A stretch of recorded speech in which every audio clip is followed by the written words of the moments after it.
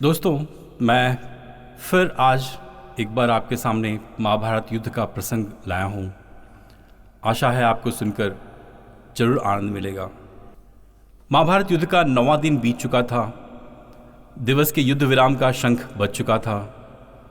संपूर्ण कौरव तथा पांडव की सेना में महाबली पितामह भीष्म के शौर्य को ही चर्चा हो रही थी, जिन्होंने अपनी धनुर्विद्या के प्रचंड प्रदर्शन से साक्षात नारायण को उनकी प्रतिज्ञा तोड़कर शस्त्र उठाने पर विवश कर दिया था। पांडव पक्ष में चिंता की लहर थी कि अगर भीष्म को रोका नहीं गया तो युद्ध में पांडव हार ही जाएंगे। लेकिन यक्ष प्रश्न यह था कि उन्हें रोका कैसे जाए। ऐसे में जब श्री कृष्ण ने मुस्कुराते हुए अर्जुन से कौरवों के शिविर की ओर चलने को कहा तो सभी को आश्चर्य हुआ, परंतु भगवान श्री कृष्ण की बात को काटने का साहस भला किसमें होता। पितामह के शिविर में तो कौरवों के महारथियों की भीड़ सी लगी थी, जो उन्हें उनके शौर्य पर बधाई देते नहीं थक रहे थे। ऐसे में जब उन्होंने भगवान श्री कृष्ण और अर्जुन के पितामह से मिलने आने का समाचार सुना तो दुर्योधन आदि महारथी व्यंग भरी मुस्कान उछालते वहां से चले गए। प्रणाम पितामह। कृष्ण और अर्जुन ने वीरासन में आकर उन्हें प्रणाम किया। कल्याणमस्तु। कहिए द्वारकाधीश, यहां कैसे आना हुआ? आपको बधाई देने आया हूं पितामह। आपने मेरे शस्त्र न उठाने की प्रतिज्ञा को तोड़ने की जो प्रतिज्ञा की थी उसके पूरा होने की बधाई तो आपको देनी ही थी। हाँ, इस बात की प्रसन्नता तो मुझे भी है केशव कि साक्षात नारायण को उनकी प्रतिज्ञा तोड़ने पर विवश कर दिया मैंने। कदाचित गुरुदेव भगवान परशुराम से युद्ध में विजयश्री के पश्चात यह सबसे बड़ी उपलब्धि है मेरे लिए।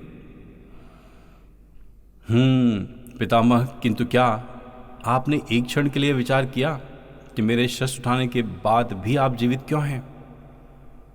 क्या आपको यह घटना इतनी साधारण लगती है जिसमें कोई भी गूढ़ रहस्य नहीं छुपा? केशव, मुझे तो इसका बस यही कारण दिखता है कि कदाचित आप यह कार्य किसी और से करवाना चाहते हैं। और भला क्या कारण हो सकता है? भीष्म थोड़ा विचार करके कहने लगे। क्या आपने एक क्षण के लिए भी सोचा पितामह कि जब क्षण के 1000वें हिस्से में ही सुदर्शन मेरी तर्जनी पर सज्ज हो जाता है तो फिर आपके लिए मुझे किसी पहिए को उठाने की आवश्यकता क्यों थी?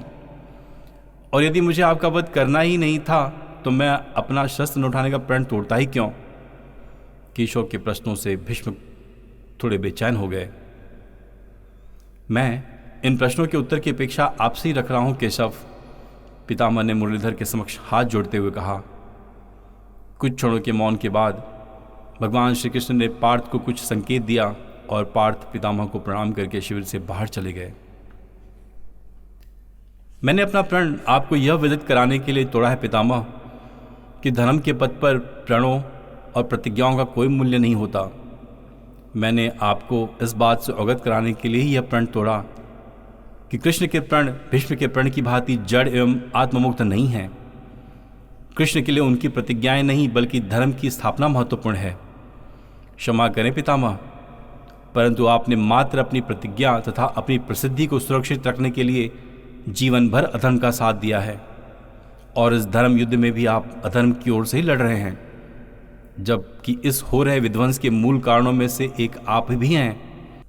वो आप ही हैं जिनकी राजभक्ति के कारण दुर्योधन आदि बिना किसी भय के धर्म पर अधर्म करते रहे, क्योंकि उनको आपका संरक्षण प्राप्त था। इतिहास आपको एक ऐसे योद्धा के रूप में स्मरण करेगा जिसने अपनी प्रतिज्ञाओं को तथा अपनी प्रसिद्धि को धर्म के ऊपर रखा। भीष्म अवाक थे और कहा उन्होंने, तो क्या तुम मुझे अधर्मी कह रहे हो केशव? केशव कहते हैं, पितामह आप ही बताएं कि अधर्मियों को संरक्षण एवं अभय देने वाले को क्या कहते हैं? जिस बात को जानते हुए भीष्म इतने वर्षों में मानने से हिचक रहे थे, उसे एक क्षण में ही केशव ने उन्हें समझा दिया। वे अचानक ही थके से लगने लगे और फिर सर झुकाकर आसंदिका पर बैठ गए। इस बार का मौन अधिक लंबा और अत्यधिक मारक था। फिर अब मेरे लिए क्या आज्ञा है केशव? कुछ समय पश्चात भीष्म के मुख से बोल फूटे। तब भगवान श्री कृष्ण कहते हैं कि पितामह, अब विश्राम का समय आ चुका है और आपके श्राप की अवधि भी पूर्ण होने को है। आपसे अनुरोध है कि धर्म की राह को और कठिन न बनाएं। अम्बा के प्रतिशोध को अब पूर्ण होने दीजिए पितामह, इसी में धर्म की जय है। जो आज्ञा मुरलीधर। दोस्तों, इस तरह पितामह भीष्म का वध संभव हुआ।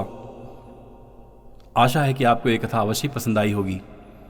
अगर आपको मेरी ये कथा पसंद आई तो आप मेरे YouTube चैनल को अवश्य ही सब्सक्राइब करें, लाइक करें और कमेंट्स भी करें। हरे कृष्णा।